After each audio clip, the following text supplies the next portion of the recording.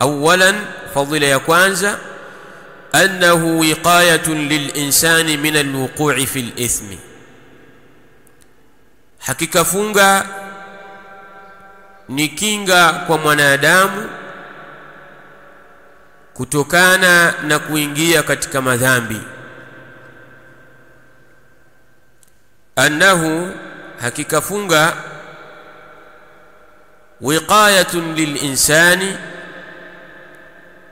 ni kinga kwa mwanadamu, min alwuqu'i fil ithmi, kutokana na kuingia katika madhambi.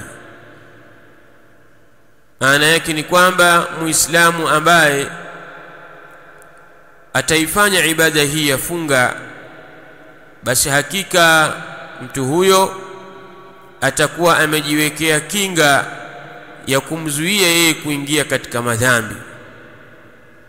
Annahu, hakika funga, wiqayatun lilinsani, ni kinga kwa mwanadamu, min alwuqu'i fil ithmi, kutokana na kuingia katika madhambi.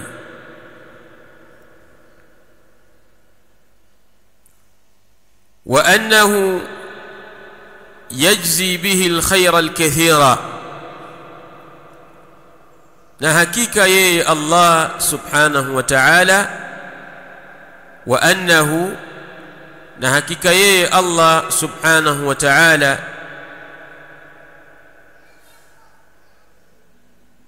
yajzi bihi alkhayra alkathira, analipa kwayo khairi nyingi.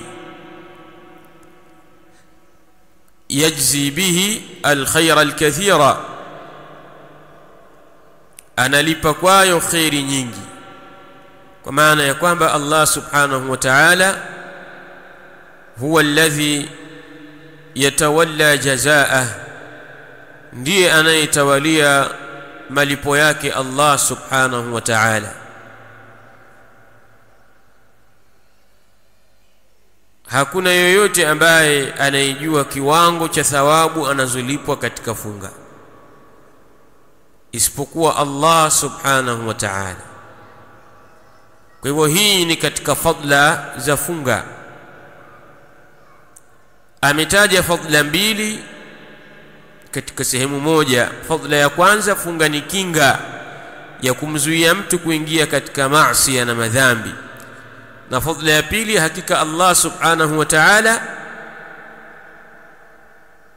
anailipa yeye mwenyewe ibada hii ya as-siyam